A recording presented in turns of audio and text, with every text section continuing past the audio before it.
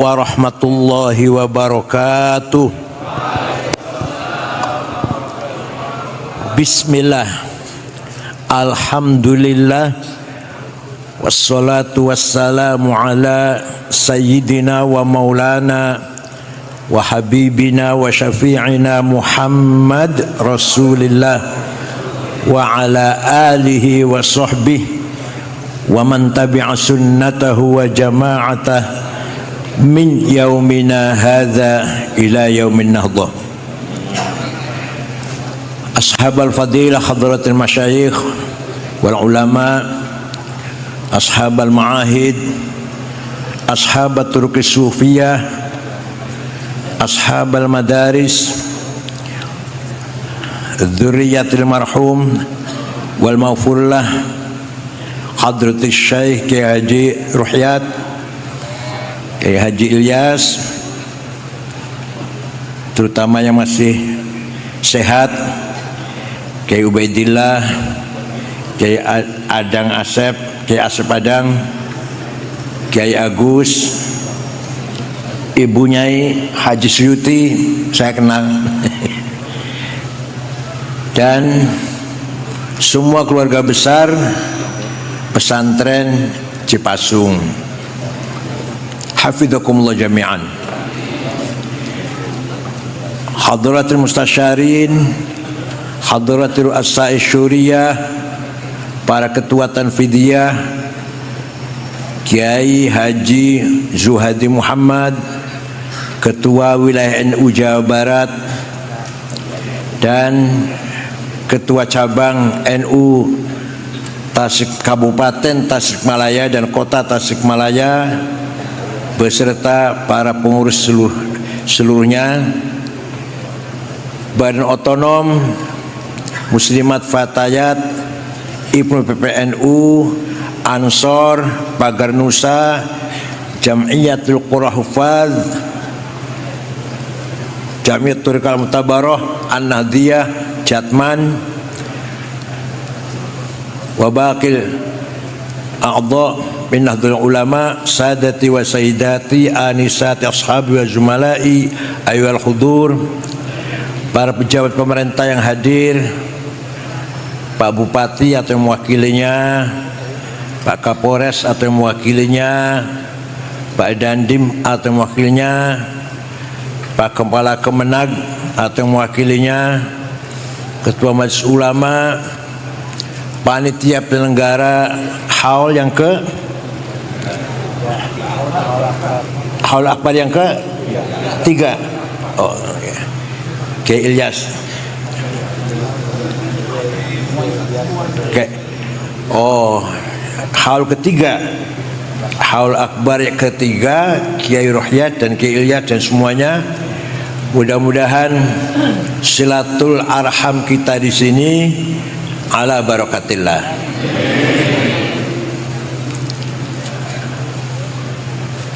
Ketika Rasulullah masih hidup, maka di tangan beliaulah kalimatul haq, mauqiful haq, sautul haq.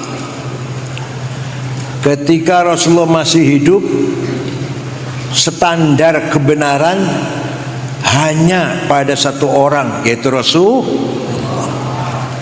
Perkataannya, perbuatannya, perilakunya, atau keputusannya tidak ada yang lain kecuali Rasulullah SAW.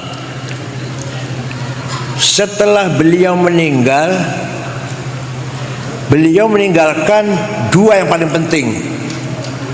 Satu, sunnahnya. 2, jamaah santrinya, sahabatnya. Sunnahnya Rasulullah ada 3 macam. Sunnah qauliyah, naon? Sunnah fi'liyah, sunnah taqririyah. Sunnah qauliyah, qala Rasulullah, qala Rasulullah. Sunnah fi'liyah, caranya beliau sholat, caranya beliau wudu, caranya beliau menyikapi tamu, ketika gembira seperti apa, ketika sedih seperti apa, ketika menang seperti apa, ketika kalah seperti apa. Itu semua menjadi sunnah fi'liyah. Yang ketiga, sunnah taqririyah. Yang mengucapkan bukan Rasulullah, yang melakukan bukan Rasulullah, yang memutuskan bukan Rasulullah, tapi oleh Rasulullah dibenarkan, maka namanya sunnah taqrir.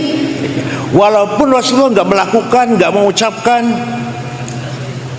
tapi memutuskan kebenarannya menjadi sunnah. Contoh, Sayyidina Bilal habis wudhu sholat 2 rakaat. Rasulullah malah bertanya, sholat apa Bilal? Sholat apa Bilal? Dia wudhu. Sholat apa? Benar Bilal, benar.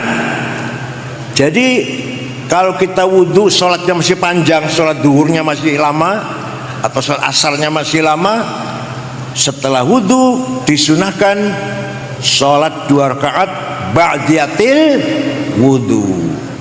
Yang pertama melakukan bukan Rasulullah, tapi oleh Rasulullah dibenarkan, maka menjadi sunnah taqririyah.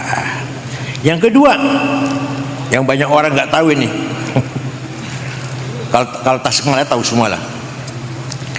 Sunnah taqririyah yang kedua, memuji-muji Rasulullah, menyanjung-nyanjung Rasulullah.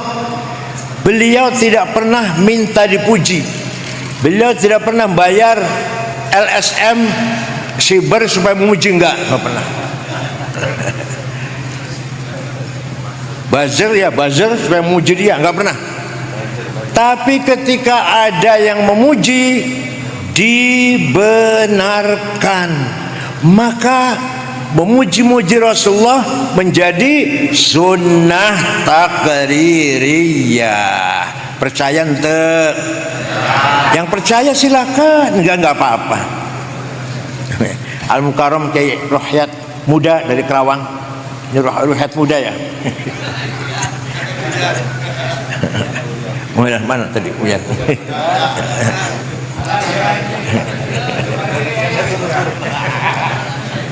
Suatu ketika ada seorang penyair masuk ke masjid.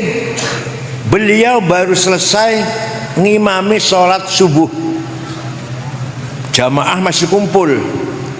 Tiba-tiba seorang penyair ini memuji-muji beliau. Banat su'adu faqal bil yawma matbulu mutayyamun itraha lam yufda makbulu. Inna rasula la sayfun yustadha'u bihi muhannadun min suyufillahi maslulu fi usbatin min quraishin qala qailuhum bibatni makkata lamma aslamu zulu zalu fama zala ankasun wala kushufu indal liqa'i wala milun ma'azilu syamul aranini abtal labusuhumu bin nasi dawuda fil hayja sarabilu la yafrahuna idha nalat rimahuhumu qawman walaysu majazi'a idha nilu la yaqa'tanu illa fi nuhurihimi wa malahum an hiyadil mauti tahlilu. Panjang 175-an. Sungguh engkau Rasulullah seorang pemimpin agung yang sukses memisahkan antara hak dan batil, antara khair dan syar.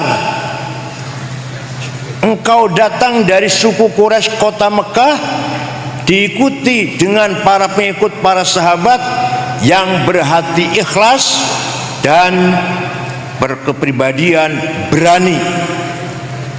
Rasulullah mendengarkan pujian itu tidak mengatakan jangan muji-muji saya, bid'ah, ente.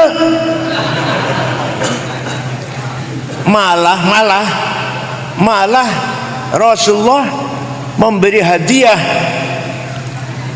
selimut yang sedang dipakai. Beliau lagi kalungan selimutnya bergaris-garis di pasar Cipasung 350 lah, Made in China itu spray diberikan kepada Ka'ab bin Zuhair. Berarti beliau menerima dipuji-puji itu, tidak melarang, bahkan memberi hadiah selimut yang sedang dikalungkan, yang sedang dipakai. Nah, selimut bergaris-garis itu bahasa Arabnya burdah. Naon? Selimut polos bahasa Arabnya batoniyah, muttaqiina ala furushim batainuha. Selimut polos min istabraq wa jannataini dan. Tapi kalau selimut bergaris-garis bahasa Arab naon? Burdah. Sejak yang tidak percaya, barangkali ada yang nggak percaya, ayo pergi dengan saya ke Turki, kota Istanbul, masuk museum Topkapi, masih ayah keneh selimutnya Rasulullah yang diberi kepada Ka'ab bin Zuhair teh, masih ayah. Percaya ente? Yang nggak percaya, ayo pergi ke Turki dengan saya, tiketnya beli sendiri. Mas belikin tiketnya. Masih ada mangkok bekas tempat air minumnya, masih ada sandalnya, masih ada beberapa helai rambutnya, masih di Turki sana. Untung dibawa ke Turki. Kalau di Saudi dibuang itu sudah. Kan Wahabi nggak percaya sama gitu-gituan tuh. Nah, setelah itu setiap ada syair qasidah yang isinya memuji Rasulullah dinamakan qasidatul burdah, qasidah selimut. Ayat 5 jilid dikumpulkan oleh Syekh Yusuf An-Nabhani. Tapi yang terkenal yang masuk ke Indonesia burdah yang dikarang oleh Syekh Muhammad Al-Busiri dari Iskandaria. Beliau muridnya Syekh Abul Abbas Al-Mursi. Abul Abbas Al-Mursi muridnya Syekh Abil Hasan Asyadili. Asyadili muridnya Syekh Abdus Salam bin Masyish. Abdul bin Masyish muridnya Syekh Abu Madyan Shu'aib Al-Ghauth. Apa ente? Burdah itu apa ente? Apa ente? Syekh Muhammad Al-Busiri sakit stroke 1 bulan gak bisa bangun. Suatu malam mimpi jumpa Rasulullah. Seperti bapak sering ya jumpa Rasulullah? Sering ya mimpi jumpa Rasulullah? Sering ya, alhamdulillah. Ya Rasulullah, saya sakit tidak bisa bangun sudah 1 bulan. Saya ingin nazar menggubah syair qasidah yang tujuannya memuji-muji engkau. Minta izin, ya silakan, saya izinkan, silakan. Seminggu jumpa lagi, sudah selesai Rasulullah. Coba didengarkan, baca, saya ingin dengar. Dibaca, selesai dibaca, fatabassama Rasulullah sallallahu alaihi wasallam. Rasulullah tersenyum, wa masaha jasadahu, ngusap-ngusap badannya, fata'affa fauron, besoknya sembuh. Percaya ente? Kalau ente nggak percaya semua, biar saya aja sendiri yang percaya. Mana apa ente? Amin tadzakuri jironim bidi salami mazatadam anjara min muklatim bidami am habbatir rihu min tilqai kadhimatin wa aumadhal barku fi dhulma'i min idami fama li aynayka in qulta fufahamata wa mali qalbika in qulta astafiq ya himi ayah sabu annal hubba munkatimu ma baina munsajimin minhu wa muttarimi laulal hawa lam turik dam'an ala talali wala arik tali dzikri bani wal alami. Apa ente? Ente yang apa naon dangdutan aja. Amin tadzakuri jirim bi salami. Kenapa engkau menangis tiada henti-hentinya sampai-sampai air matamu bercampur darah? Apakah karena engkau sedang rindu, kangen pada perempuan yang ada di dusun Dzi Salam, atau karena engkau sedang teringat suatu hari panas angin bertiup kencang di desa Kadzimah, atau engkau sedang teringat suatu malam gelap gulita berkilat di desa Idham? Kenapa kamu kurus kering, gak enak makan, gak enak tidur? Pasti kamu lagi mabok cinta. Jawabnya, na'am sara taifu man ahwa fa arraqani wal hubbu ya'taridul ladzati bil alami ya laimi fil hawal udri ma'dziratan minni ilaika walau ansafta lam talumi. Naam, memang benar saya lagi mabok cinta, lagi gendeng. Apa gendeng itu apa? Tergila-gila pada seseorang sampai rasa cintaku menjadi penyakit. Tapi kalau kalian tahu siapa yang sedang kurindukan, siapa yang sedang kucintai, yang kutangisi, pasti kalian akan memaklumi.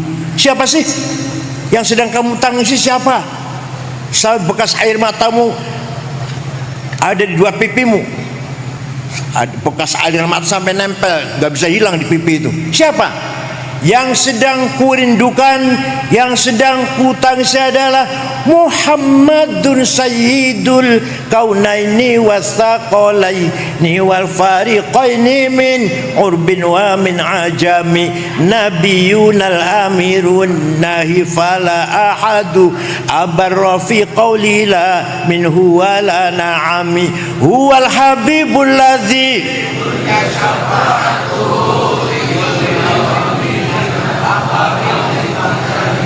tos hijau yang apa?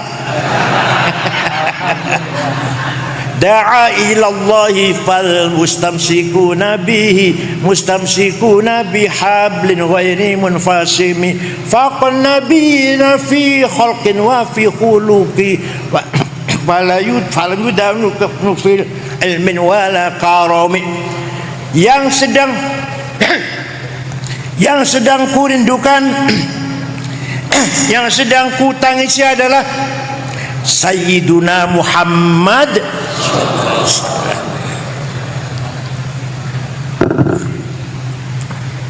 Sayyidul Arabi wal Ajam, Sayyidu alamil mulki wa alamil malakut, Sayyidul insi wal jin, Sayyidud dunya wal akhirah. Dialah kekasih kita yang selalu kuharapkan syafaat pertolongannya ketika kita sedang menghadapi problem, masalah besar. Hanya Rasulullah yang bisa kuharapkan syafaatnya. Percaya ente? Yang percaya pasti min ashabi syafaati Rasulullah SAW. Yang tidak percaya pasti mahrumuna ali syafaat. Yang enggak percaya. Yang sedang kutangisi adalah Sayyiduna Muhammad sallallahu alaihi wasallam bin Abdullah bin Abdul Muttalib bin Hashim bin Abdul Manaf bin Qusay bin Kilab bin Murrah bin Ka'ab bin Lu'ay bin Ghalib bin Fihr bin Malik bin Nadhr bin Kinanah bin Khuzaimah bin Mudrikah bin Ilyas bin Mudar bin Nizar bin Ma'ad bin Adnan bin Ad bin Udad bin Hamaisah bin Salaman bin Banat bin Haml bin Qidra bin Ismail bin Ibrahim bin Azar bin Tarah bin Nakhur bin Syaruh bin Arhu bin Faligh bin Abir bin Arfakhshad bin Sam bin Nuh bin Lamak bin Matusalih bin Hormuz bin Akhnuh bin Idris bin Mihlayil bin Qinan bin Anush bin Syith bin Adam alaihissalam. Jadi luhurnya Nabi Muhammad jelas terang tuh. Luhurnya anjen jawab. Luhurnya Nabi Muhammad sampai Nabi Adam jelas ente. Luhurnya anjen jelas ente. Ayo sebut 12. Kalau yang ngaku jelas sebut 12 nama kakeknya. Hafizul ilah matan li Muhammadin aba'ahul amjada saunan lis tarakus sifaha falam yusib hum aruhu min adamin wa ila abihi wa ummi. Allah menjaga leluhurnya Rasulullah, dijaga dari naon? Tarakus sifah, tidak ada yang berbuat zina min Adam ila abi wa ummihi, sejak Nabi Adam sampai bapaknya Said Abdullah, ibunya Siti Aminah, leluhurnya tidak ada yang pernah berbuat zina. Kenapa? Karena Allah menciptakan Nur Muhammad 2000 tahun sebelum menciptakan Nabi Adam. Setelah Adam diciptakan, Nur Muhammad dititipkan ke tulang rusuknya Sayyidina Adam, terus turun temurun sampailah ke Syekh Abdul Muttalib, mukanya terang benderang. Pindah ke putranya Syekh Abdullah, mukanya bersinar. Saratun sara nurun nubuwati fi hurarihimul bahiyah wa badara badruhu fi jabini jaddihi wabnihi Abdillah atirillahumma qabrahul karim Allahumma salli wa sallim. Nur nubuwah mengalir sejak Nabi Adam sampai Syekh Abdul Muttalib. Abdul Muttalib kakek Rasulullah sampai mukanya bersinar. Pindah ke putra Abdullah, mukanya bersinar. Masuk ke rahimnya Siti Aminah, lahir rumahnya Siti Aminah, ada bulan yang bersinar. Lahirnya ayah bulan. Fawrida sallallahu alaihi wasallam sajidan syakiran hamidan ka'annahul badru fi tamamih. Lahir Nabi Muhammad bagaikan bulan purnama. Sallallahu ala Muhammad sallallahu alaihi wasallam sallallahu ala Muhammad ya Rabbi salli wa sallim. Sampai-sampai Abu Lahab dari kejauhan melihat rumahnya Aminah ayah naon, terang banget, ada apanya ya? Abu Lahab perintah budaknya namanya Suwaibah. Siapa namanya? Coba tengok, lihat rumahnya Aminah ada apa? Terang banget, belum ada listrik kan? Pergi, datang lagi, Siti Aminah melahirkan bayi laki-laki, sudah dikasih nama Muhammad. Dari wajahnya bayi itulah datangnya sinar. Kata Suwaibah, Abu Lahab gembira mendengar berita itu. Suwaibah, sejak sekarang kamu bukan budak, kamu manusia merdeka bebas sama seperti saya. Karena saya senang Aminah punya anak laki-laki dan bersinar. Itu nanti Abu Lahab di akhirat masuk neraka jahim, tapi setiap hari Senin dikeluarkan. Selasa dimasukkan lagi, Selasa, Rebo, Kamis, Jumat, Sabtu, Ahad, Senin dikeluarkan. Selasa masuk lagi.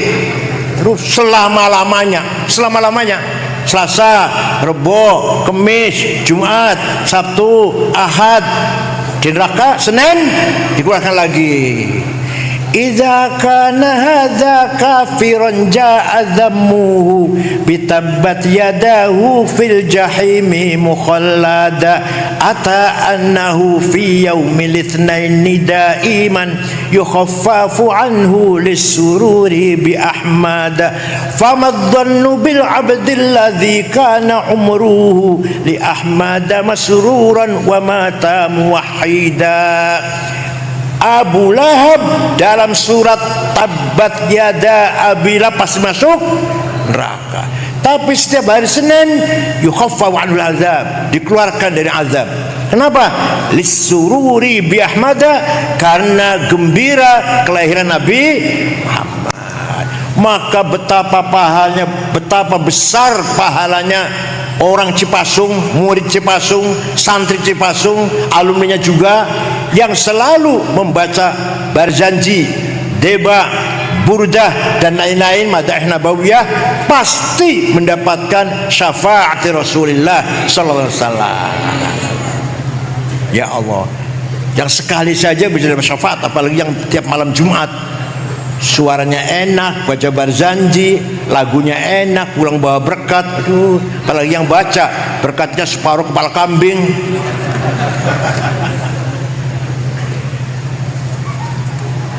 Rois Syuriah harus hafal Barzanji. Kalau Rois Syuriah Barzanji masih baca kitabnya, jangan diamplopin, suruh pulang sendiri, nggak usah diantar. Ada syariatnya harus hafal Barzanji, khutbah Jumat. Khutbah Jumat jangan dikasih masjid mimbar, jangan dikasih buku khutbah. Kalau syuriah lagi khutbah, buang itu. Kalau baca sama dengan SAG, masa udah syuriah sama dengan SAG, buang buku khutbahnya. Rois Syuriah hafal khutbah Jumat, hafal khutbah nikah, hafal khutbah gerhana, hafal talqin, hafal manaqib Syekh Abdul Qadir Jilani, hafal tahlilan. Paham? Kenapa? Karena itu semua milik kita. Miliknya saha? Kalau bukan kita yang hafal, apa HTI yang suruh hafal? Wahabi yang suruh hafal? Betul mungkin. Kita yang harus hafal, karena itu milik kita. Milik kita, kita pelihara, kita jaga. Kalau nggak ada yang hafal, hilang itu nanti Barzanji. Bisa-bisa dicetak salah-salah, kita nggak tahu. Ada yang salah cetakannya. Harus hafal Rois Syuriah terutama. Yang tanfidnya sih bolehlah nggak apa-apa tanfidnya. Yang Syuriah harus hafal. Katib juga. Ya Allah. Nah, kesimpulannya apa saya sampaikan pertama ini adalah bahwa mengadakan maulid Nabi yang isinya memuji-muji Rasulullah sunnah apa bid'ah? Sunnah naon? Nah, yang kedua, Rasulullah sudah bahas sunnah sudah. Ya kalau mau detailnya 2 tahun dikira gampang apa? Tinggalan Rasulullah yang kedua adalah santri-santrinya, jamaahnya, sahabatnya. Ya, Rasulullah pun berpesan, alaikum bi khulafa'ir rasyidin, ashabi kan nujum, bayyim iqtadaitum ihtadaitum. Sahabat-sahabat itu bagaikan bintang, semuanya benar, semuanya bawa petunjuk semuanya. Bi ayyim iqtadaitum, dengan siapapun kamu ikut, disitulah kamu dapat hidayah. Nah, ringkas cerita, ketika Rasulullah masih hidup, sholat tarawih berjamaah 8 rakaat. Setelah 8, Rasulullah masuk ke kamar. Ya rumahnya kamar itu kan, ya sekarang kuburannya itu rumahnya itu, nggak ada istana, nggak ada villa, nggak ada, ya kamarnya sekarang kuburannya itu. Masuk kamar, nambahi sholat malam entah berapa rakaat. Yang ditinggal di masjid sahabat macam-macam. Model orang Cipasung ya pulang, yang model santri Cipasung pulang itu. Yang model ada dari sahabat yang terus, ada yang sama 100 rakaat, ada yang 1000 rakaat. qiyamul lail dalam layali Ramadan. Berantakan, nggak sama, nggak seragam. Maka ketika Sayyidina Umar jadi khalifah, memutuskan ini pemerintah, penguasa ini, khalifah, memutuskan bahwa sholat tarawih berjamaah 20 rakaat. Kita ikut Sayyidina Umar, benar apa salah?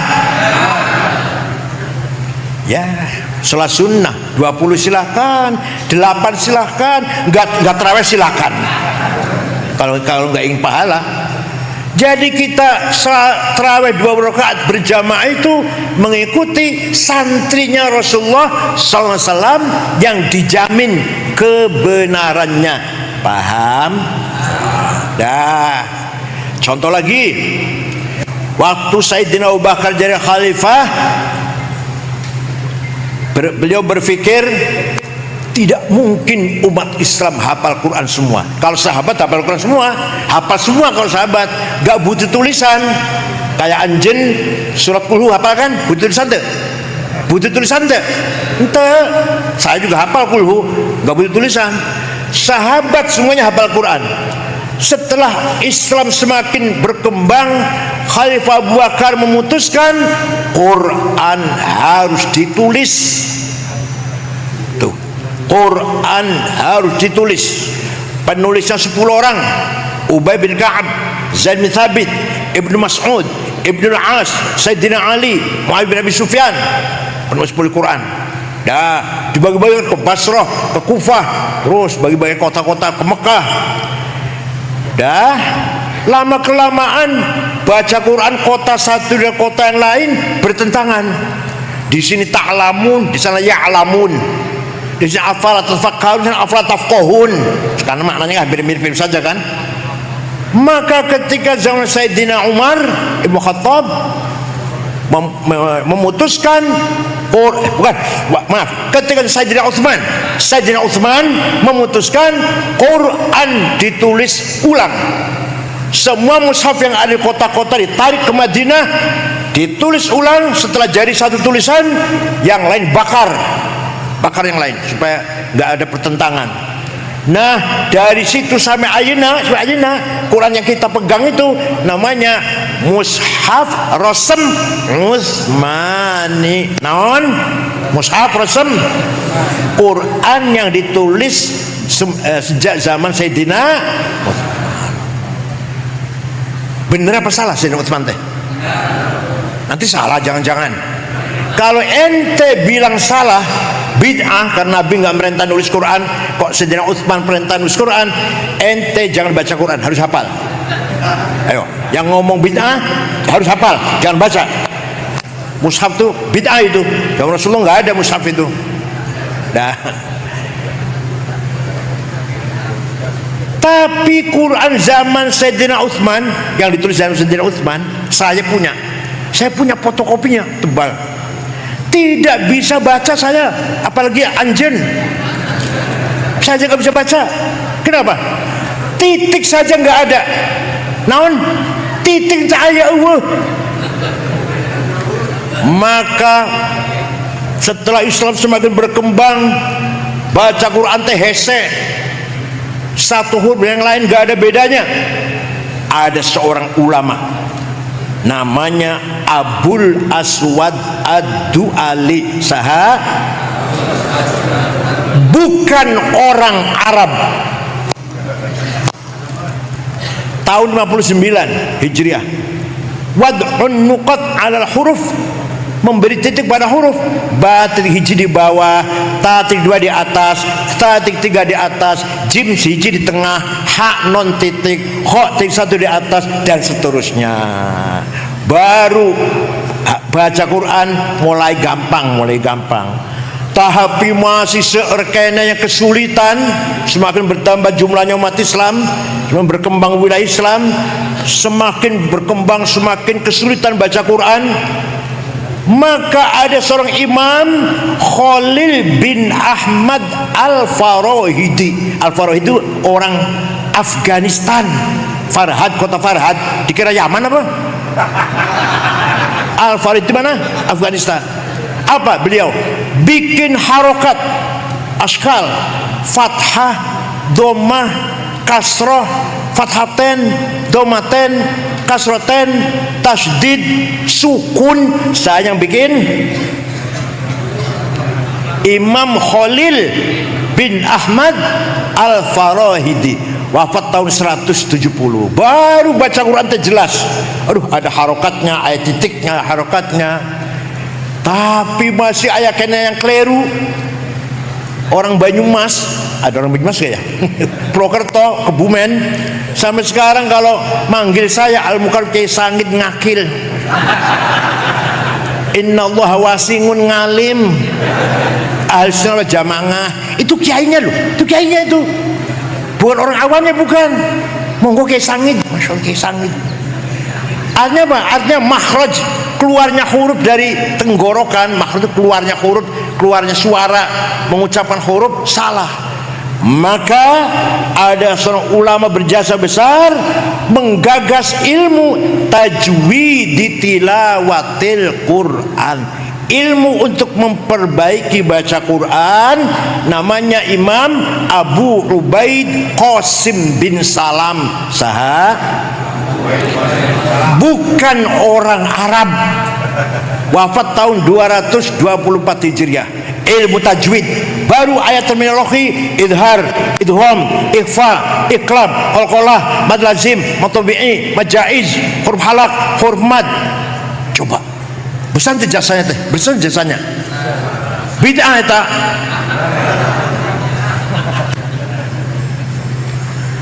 Alhamdulillah sekarang sudah ada tajwid, sudah ada titik, sudah ada harokat. Ayo kita rajin baca Al-Qur'an. Ayatu haqqin minar rahmani muhdatsatun qadimatun sifatul mausufi bil qidami. Apa? Quran itu aneh, unik. Dari satu sisi mushafnya teh baru dicetak di Saudi, dicetak di Surabaya, di Jakarta.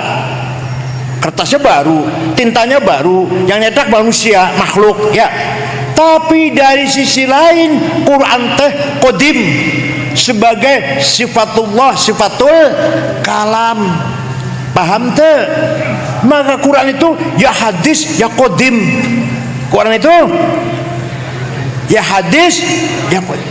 Lihat dohirnya Quran yang kita pegang, hadis baru dicetak tahun sekian di Surabaya atau di Jakarta, di Madinah. Kertasnya baru, tintanya baru, yang nyetak manusia, makhluk. Tapi hakikatnya Quran sebagai sifatul kalam, sifatul qadimatun. Ayatu haqqin minar rahmani muhdatsatun qadimatun sifatul mausufi bil qidami damat ladaina fafaqat kulla mu'jizatin minan nabiyina id ja'at walam tadumi. Al-Quran mujizat yang langgeng.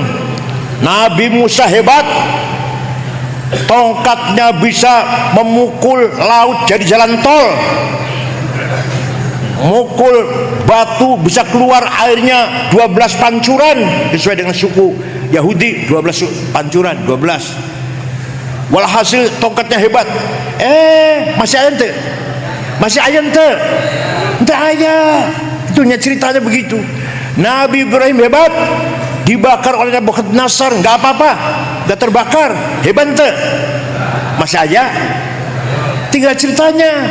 Nabi Nuh hebat, banjir topan semua orang tenggelam kecuali Nabi Nuh dan pengikutnya 80 orang yang selamat, hebat kan ya, masih aja.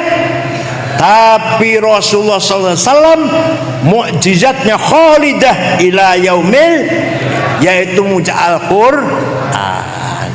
Intatluha khifatan min harri nari ladha atfa'tana ladha min wardiha syabimi qarrat biya ainu qariha faqultu lahu waqad firta bihablillahi fa'tasimi. Kalau anda baca Quran dengan niat ingin selamat dari neraka, anda baca Quran itu artinya sedang meniup, memadamkan api neraka. Kalau kita takut neraka, baca Quran itu artinya apa? meniup, memadamkan, mematikan api neraka. Paham te?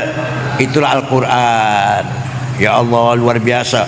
Nah, semakin berkembang, maka Quran butuh tafsir, karena ayat Quran itu macam-macam. Pertama kali ada tafsir yang sempurna 10 jilid. Sahabat Ibnu Abbas bikin tafsir cuma 2 jilid. Tangan kutipan-kutipan saja. Ayat-ayat inilah, ayat tertentu. Pertama kali ada tafsir 10 jilid yang sempurna, tafsir At-Tabari. Yang arang siapa namanya? Ja'far ibnu Jarir At-Tabari. Orang mana teh? Tabaristan. Tabaristan, Asia Tengah. Bukan orang Arab, bukan. Maka santri Cipasung jangan kecil hati. Orang bukan Arab bisa jadi ulama besar. Alumni Cipasung harus bisa menjadi ulama besar. Paling ketua alumninya mana? Ketua alumninya mana? Ketua alumninya sudah wakil ketua DPR. Kapan ketua jadi presiden?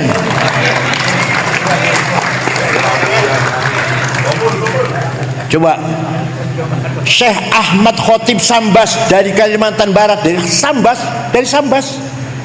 Beliau di Mekah, tapi wafatnya di Mekah, menggabungkan antara 2 tarekat, Qadiriyah wan Naqsyabandiyah.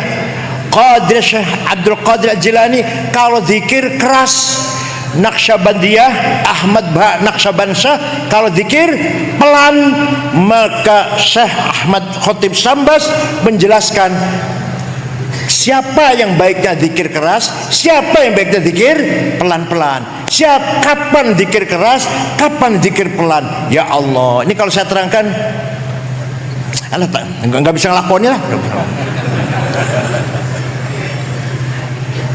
Itu yang menyatukan 2 tarekat itu digabungkan oleh Kiai atau Syekh Ahmad Khotib Sambas, orang Kalimantan Barat. Kita tunggu alumni Cipasung bisa menggabung tarekat apa? Yo, silakan. Paham tuh? Orang lain bisa, masa kita nggak bisa? Syekh Muhammad Nawawi Banten Al-Bantani, masih kakeknya Ki Ma'ruf Amin, karangannya banyak, dari yang kecil sampai tafsir tafsir apa namanya? Tafsir Munir lah, yang terkenal tafsir Munir. Kemudian Syarh Nihayatul Zain dan seterusnya. Orang Banten. Syekh Yasin Padang mensyarahi Sunan Abu Dawud, wafat tahun 90. Masih ayah orang anda Indonesia dari Padang ya teh. Syekh coba lagi Abdus Somad Palembang, itu juga dari Palembang. Syekh Arsyad Banjarmasin, karena namanya Sabil Muttaqin. Walhasil ulama kita pun tidak ketinggalan dengan ulama-ulama Arab. Oleh karena itu Cipasung harus alumninya ada yang menonjol. Bukan masalah jumlahnya berapa, bukan jumlahnya ribuan, itu enggak biasa itulah. Pesan jumlah santrinya ribuan biasa itu. Tapi kalau ada alumni Cipasung menguasai Bahtul Masail, alumni Cipasung menguasai sastra Arab, alumni Cipasung hafal qasidah-qasidah, wah itu baru bangga kayak Adang. Masya Allah. Kapan tateh? Monggo, jangan kecil hati. Orang-orang Persia 95% ulama teh dari Persia, orang ajam, bukan orang Arab. Yang ngarang ilmu nahu, grammar Arab, bukan orang Arab. Yang ngarang ilmu grammar Arab, bukan orang Arab. Amr bin Kumbur alias Imam Sibaweh, bukunya namanya Alkitab 5 jilid. Yang ngarang kesusastraan balaghah, ilmu balaghah, bukan orang Arab. Amr bin Ubaid, ilmu ma'ani, ilmu bayan, ilmu badi'. Walhasil Islam tidak melihat suku atau etnis atau bangsa mana. Kalau dia tekun akan manfaat ilmunya demi Islam. Itu mujizatnya Islam. salah satu mukjizatnya agama Islam. Suatu ketika Khalifah Umar bin Abdul Aziz tahun 99 Hijriah, beliau prihatin, sedih, banyak hadis palsu. Qala Rasulullah bohong, qala Rasulullah bohong. Maka beliau mengumpulkan ulama, siapa yang bisa bikin metode menseleksi akhbar, menseleksi hadis. Semua ulama diam, yang angkat tangan bukan orang Arab malah, namanya Syihabuddin Roma Hurmuzi, dari kota Roma Hurmuz di Iran sekarang. Roma Hurmuzi, insya Allah saya bisa. Beberapa hari menghadap Khalifah sudah selesai ilmunya. Apa namanya? Mustalahul hadis. Hadis sahih itu syaratnya harus ada 4. 1, muridnya ketemu dengan guru langsung, muttasil. Seperti saya ngomong, kata Gus Dur begini, itu benar. Tapi kalau saya ngomong kata Kiai Hasyim Asy'ari, bohong, saya nggak ketemu. Kecuali kalau saya katakan kata Gus Dur, kata Kiai Wahid, kata Kiai Hasyim, baru benar. Daya. Kata Kiai Ru'yat nggak benar, saya nggak ketemu. Kata Kiai Ilyas benar, saya ketemu dengan Kiai Ilyas. Itu namanya muttasil. Nomor 2, gurunya dhabit, tidak pernah lupa, nggak pernah poho, hafalan. Duh, mana rupanya kendor-kendornya itu, ya Allah. Ini sarapannya harus diganti, sarapannya ini. Sarapan teh susu campur madu, jahe merah, terus telur. Sarapan semayi, itu semayi. Ampas kelapa teh udah peres, masih di dahar, masih dimakan. Yang ketiga, gurunya thiqah, tidak pernah nyolong sendal di masjid.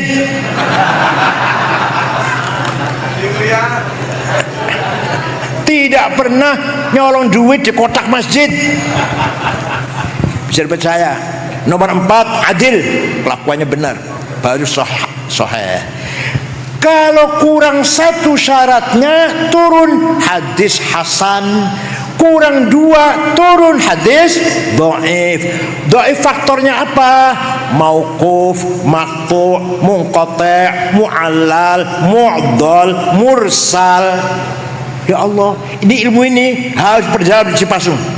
Karena ilmu ini sudah nggak doyan di luar pesantren. Nggak doyan untuk apa katanya. Yang penting kalau Bukhari pasti sahih. Ya kita harus tahu kenapa sahih. Itu kalau santri, Rawal Bukhari, nah hadis sahih, kenapa sahih? Hadis ini dhaif, kenapa dhaif? Harus ilmunya seperti itu, harus didalami. Itu khazanah kita. Silahkan tanya pada agama lain, bukan menghina, bukan. Tanya kok menghina, tanya. Anjen Romo pendeta kalau baca tajwid, kalau baca Bible teh, kalau baca Bible ayat tajwidnya ente idgham, ikhfa, iqlab, idhar, qalqalah, ayat ente. Injil Lukas, Injilnya ayat 4. Injilnya berapa? Matius, Markus, Lukas, Yohanes. Injil Lukas itu baru lahir tahun 66 Masehi, baru lahir. Isa al-Masih, Nabiullah Isa al-Masih diangkat ke langit tahun 28. Jadi nggak ketemu. Kalau Matius, Yohanes, Markus ketemu, itu minal hawariyin. Kalau Lukas nggak ketemu. Orang tidak ketemu nulis kitab suci, coba bayangkan. Nggak ada ilmu sanad sana, nggak ada ilmu jarh wa ta'dil, nggak ada ilmu riwayah wa diroyah, nggak ada. Hanya di kita pun sudah jarang yang masih mau menekuni, hanya pesantren NU insya Allah. Maka di Cipasung harus usul fikih dan mustalah hadis. Bukan fikihnya, kalau fikihnya gampang, usul fikih. Suatu ketika Imam Syafi'i Abu Abdullah Muhammad bin Idris bin Uthman bin Abbas bin Syafi' bin Ubaid bin Abdul Yazid bin Abdul Muttalib, lahir kota Gaza Palestina yang sedang digempur oleh Israel itu. Lahir Syafi'i di situ tahun 150, wafat di Mesir, Fustat, dusun Fustat, Mesir, Kairo tahun 204. Jadi Imam Syafi'i teh usianya hanya 54, masih tua saya sekarang, saya 73 ini. Abdi 73 ya lumayan kalau pilkada Suwarna bersatu lah, lumayan Muhaimin tambah satu saya coblos. Ya Allah, suatu ketika Imam Syafi'i dapat surat dari gubernur Mawaro An-Nahr, Transoksania, Afghanistan sekitarnya lah, Asia Tengah, namanya dulu Mawaro An-Nahr, sebelah sononya Bengawan, Transoksania. Namanya Abdurrahman Al-Mahdi, gubernur teh. Siapa namanya? Dibuka suratnya. Syekh, saya ingin paham syariat Islam benar-benar. Gimana caranya Syekh? Imam Syafi'i memanggil muridnya namanya Rabi' bin Sulaiman Al-Muradi. Saha? Naktub arisalah. Ayo kita nulis surat membalas pertanyaan gubernur. Imam Syafi'i imla dikte berbicara, Rabi' nulis. Ternyata suratnya Imam Syafi'i menjawab pertanyaan Gubernur Abdurrahman Mahdi akhirnya berjumlah 300 halaman. Itulah namanya kitab Ar-Risalah. Di Cipasung dibaca ente. Harus dibaca itu. Itu suratnya Syafi'i itu. Isinya gimana isinya? Ringkas ya. Kalau rinci 2 tahun. 4 semester 2 tahun teh. Isinya, gubernur, kalau Anda ingin paham syariat Islam, pertama harus paham macam-macamnya, tipe-tipenya ayat Quran. Ayat Quran teh tidak satu tipe, bermacam-macam. Ada muhkamah, baku, jelas, gak usah ditafsiri. Qul huwallahu ahad, gak usah tafsir, udah jelas. Ada yang mutasyabihah, remang-remang. Aula mastumun nisa, suami istri punya wudu senggolan batal. Senggolan tenaon, kata Imam Malik kalau syahwat, kalau sudah syahwat enggak batal. Kalau kata Imam Ahmad, kalau saling menyenggol, saling memeluk, la masa, musyarakah, la masa, saling merangkul. Tapi kalau pegang tangannya istri, tawaf enggak batal, pegang tangannya istri. Tapi istrinya gak usah memeluk, pegang tangannya aja, tawaf supaya jangan hilang, nggak batal wudunya. Imam Hambali. Kalau kata Imam Hanafi, suami istri punya wudu, ciuman, pegang-pegang, sengaja, syahwat, nggak batal kecuali yang satu, baru batal. Ngerti yang satu? Ngerti yang satu? Alhamdulillah cerdas. Kecuali yang satu baru batal. Kalau bukan yang satu nggak batal. Imam Hanafi. Memegang zakarnya sendiri nggak batal. Imam Hanafi. Memegang zakarnya sendiri. Kalau zakar orang lain baru batal. Punya sendiri nggak batal. Ya, Imam Hanafi. Kalau Imam Syafi'i, suami istri punya wudu senggolan, sengaja nggak sengaja, syahwat nggak syahwat, batal. Ya Allah. Dah, itu namanya ayat mutasyabihah. Adanya ayat mutlaqah, absolut. Ati'ullah wa ati'ur rasul, wajib taat pada Allah dan wajib taat pada Rasulullah, absolut, gak bisa ditawar. Tidak kondisional tapi absolut. Yang kondisional, wa ulil amri minkum, harus taat pada pemerintah kalau baik, dengan catatan kalau baik. Jadi beda sekali. Atiullah wa ati Rasul mutlaqah, wa amri minkum muqayyadah. Paham? Ada ayat hakiki dan majazi. Yang hakiki maknanya letterlek. Yang majazi, yadullah fawqa aydihim, tangan Allah di atas tangan orang kafir, bukan tangan Allah tegadu tangan. Wa yabqa wajhu rabbika dzil jalali ikram, semua akan hancur kecuali mukanya Allah. Bukan muka, bukan, Allah nggak punya muka, zatnya. Wajah rabbuka malakus soffan soffa, malaikat berbaris. Wajah rabbuka, Tuhan datang periksa barisan seperti upacara apa pagi Senin apa? Yang datang bukan Tuhan, perintahnya yang datang. Nah, itu namanya apa namanya? Majaz. Ada lagi ayat umum. Aqimus sholah, siapa saja, kapan saja, di mana saja, wajib sholat 5 waktu. Tapi kalau wajahidu fi sabilillah wa qatilul ladzina kafaru, bunuhlah orang kafir, itu ayat turunnya ketika lagi perang. Kalau lagi perang, damai kayak gini masih dibunuhin. Ketika lagi perang, ayo jangan kalah, bunuhin orang kafir itu. Jadi ayat khusus namanya. Walhasil harus paham beberapa tipenya ayat Al-Qur'an. Makanya kalau yang hanya baca terjemahan bagus, tapi untuk sendiri saja, jangan untuk fatwa. Ada orang ingin mengambil Al-Quran baca sendiri terjemahan, mangga saya, tapi jangan untuk fatwa, baca sendiri aja untuk pemahaman sendiri. Kalau fatwa harus profesional. Wala taqfu ma laisa laka bi'ilm. Kamu jangan ikut campur kalau kamu nggak ngerti. Saya nggak akan bicara tentang mesin, saya nggak akan bicara tentang keuangan moneter perbankan, saya nggak akan berbicara tentang komputer, saya nggak paham. Kalau agama barangkali sedikit paham lah, sedikit paham kalau agama. Paham tidak? Jadi Quran melarang kita berbicara yang kita tidak paham. Wala taqfu ma laisa laka bihi ilm. Ini ayat profesional. Dah. Jadi silakan insinyur, sarjana hukum, siapa lagi? Pokoknya dokter apa yang bukan agama, silakan baca Quran terjemahan, tapi jangan fatwa. Apalagi yang baru masuk pesantren 2 minggu, pesantren kilat, langsung jenggotnya panjang, jidat hitam, gamis cekak, masya Allah, fatwa, salah semua nanti salah semua. Seperti saya baca mesin, ada buku tentang mesin mobil misalkan, saya baca langsung saya bisa jadi bengkel gitu, nggak bisa. Paham? Nah, itu namanya usulul fiqh, harus kita pahami. Tidak bisa kita pesan kilat bisa paham, harus dikaji dengan mendalam. Jadi jasanya Imam Syafi'i luar biasa. Dah, sudah paham Quran belum cukup, kata Imam Syafi'i, kata Imam dalam suratnya kepada Gubernur Abdurrahman Al-Mahdi, yang nulis saya nulis, yang nulis surat saya Rabi' bin Sulaiman Al-Murad. Enggak cukup hanya Quran, harus hadis. Harus apa?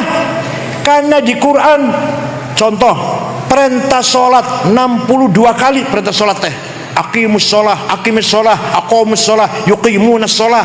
Tapi tidak menjelaskan Quran teh sholat itu sehari semalam berapa kali. Namanya sholat itu naon? Ayat di Quran, ayo. Ayat teh yang jam ayat nggak pernah baca Quran, yang jam ada. Nggak ada di Quran teh sholat 5 waktu, namanya duhur, asar, maghrib, isya, subuh. Nggak ada. Makanya jangan bilang semua ada di Quran, mari kita kembali pada Quran. Sholat saja nggak ada di Quran, apalagi yang lain-lain. Sholat nggak ada di Quran, 5 waktu, namanya duhur, asar, maghrib, isya, subuh, nggak ada di Quran. Adanya di hadis. Di mana? Karena hadis itu adalah syarih, mufassil, mubayyin, juga musyarih juga. Nah, di hadis ada furidat alaikum khamsu maktubat, diwajibkan kepada kamu sekalian sholat 5 kali, namanya ad-dhuhr wal asr wal maghrib wal isya wal fajr. Quran apa hadis? Quran apa hadis? Hadis pun macam-macam. Ada mutawatir, marwahu jam'un an jam'in la yuhtamalu fil kadhib wa khata'. Hadis yang tidak mungkin bohong, nggak mungkin salah, namanya mutawatir. Ada hadis masyhur terkenal, ada hadis aziz yang bernilai, ada hadis ahad individual. Sudah paham Quran hadis, kata Imam Syafi'i, ini tidak cukup, tidak. Akal harus dipakai. Coba, sudah Quran, sudah hadis, akal harus dipakai. At-tamassuk bidhahirin nas dhalalun fid din. Berpegang pada zahirnya nas, sesat nanti agamanya. Harus pakai akal, kecerdasan akal. Namanya burhan, metodologi burhan namanya. Nah, burhan atau akal ada 2. Ada akal rame-rame, namanya ijma, konsensus. Apa namanya? Contohnya apa contohnya? Arkanus sholati sab'ata asyar, rukun sholat teh ayat 17. Ada di Quran? Ada di hadis? Gak ada. Itu kesepakatan ulama. Rukun sholat 17, takbiratul ihram, an-niyah, al-qiyam liman istata'a, qiraatul fatihati fihi, ar-ruku'u, at-tuma'ninah. Hasil produk kecerdasannya ulama. Jadi kalau ada orang hanya pegang Quran dan hadis saja, tidak akan ngerti rukun sholat. Paham? Itu baru sholat loh, belum bab haid, belum bab nifas, belum bab yang lain-lain, mandi jinabat dan sebagainya. Dah. Kalau akalnya satu-satu, namanya qiyas. Apa? Qiyas ayat 9. Ayat 9 qiyas teh aulawi, burhani, mantiki, jadali, istiqra'i, tamthili, khitabi, syi'ri, iqna'i. Yang akan saya terangkan 2 saja. Enggak, nanti yang 7 kalau saya sini lagi. Pertama, aulawi. Aulawi. Wala taqrabuz zina innahu kana fahisyatan wa sa'a sabila. Kamu jangan mendekati zina, haram. Mendekati zina haram, zinanya apalagi, betul namanya fabil aula. Wala taqul lahuma uffi wala tanharhuma. Kamu jangan ngomong kasar, jangan bentak-bentak ayah dan ibu. Kalau mukul apalagi. Itu namanya qiyas aulawi. Yang kedua, coba kalau nggak pakai qiyas nggak ngerti kayak gitu kan. Yang kedua, qiyas burhani, demonstratif. Narkoba, sabu-sabu lah, sabu-sabu. Di Quran ayat inna sabu ayat gitu, ada ayat qala Rasulullah as-sabu haram, ayat. Lalu bisa haram, ayo berani menghukumi haram. Quran nggak ada, hadis nggak ada, kok berani menghukumi haram? Pakai qiyas, analogi. Gimana caranya? Namanya burhan, namanya hadza muskirun, ini barang memabokkan, namanya muqaddimah sughra, premis minor. Wa kullu muskirin khamrun, setiap memabokkan berarti masuk golongan khamr, namanya muqaddimah kubra, premis major. Wa kullu khamrin haram, sedangkan khamr itu haram, namanya qaul syarih, legal statement. Maka fahadza haram, pakai ini barang haram, namanya natijah shadiqah, positive conclusion. Paham tak? Kalau nggak pakai kias, kita nggak bisa ngapa-ngapain. Makanya kalau musyawarah ulama NU, pertanyaan 15 pertanyaan 2 hari selesai. Karena apa? Pakai ijma dan kias. Kalau hanya pakai Quran hadis, nggak 2 tahun nggak akan selesai. Hukumnya Jumatan di kantor, hukumnya cloning, hukumnya kripto, hukumnya bitcoin. Ayo silakan dibahas. Nggak ada Quran hadisnya teh. Nah, ini pegang. Diingat, dengan adanya metode yang namanya ijma dan qiyas, lahirlah ilmu namanya ilmu fikih. Ilmu fikih itu karena ada ijma dan, kalau nggak ada fikih nggak ada ilmu fikih. Ilmu kita lahir karena ada ijma dan qiyas. Orang kalau nggak tahu ilmu fikih, ya orang kalau nggak pakai ijma dan qiyas, nggak akan tahu ilmu fikih. 2 tahun bahas masalah nggak akan selesai. Jumatan di kantor di Jakarta Jumatan di kantor, nggak cuma ke masjid, nggak mungkin ke masjid semua di kota-kota besar. Sah tidak? Ayo, sekarang ada bitcoin, sekarang ada kripto, ada apa lagi? Wah, ada macam-macam dan sebagainya lah. Itu harus pakai qiyas, analogi. Paham? Di pesantren Cipasung harus diperdalam usulul fiqh, bukan fikihnya, usulul fiqh. Paham tak? Mohon maaf, saya tidak sependapat dengan Muhammadiyah yang berpendapat potong dam di sini. Saya nggak berpendapat. Karena Qur'annya wala tahliqu ru'usakum hatta yablughal hadyu mahillah. Jangan kamu potong rambut dulu sebelum kamu potong sembelihan hadiah apa kambing apa unta apa sapi lah. Jadi afdolnya kita lapar jumlah akobah, potong korban, baru tahallul, baru cukur. Itu nas Quran. Kalau Qurannya ada, tidak bisa dikalahkan oleh akal, walaupun itu ijma, gak bisa kalau Qurannya ada.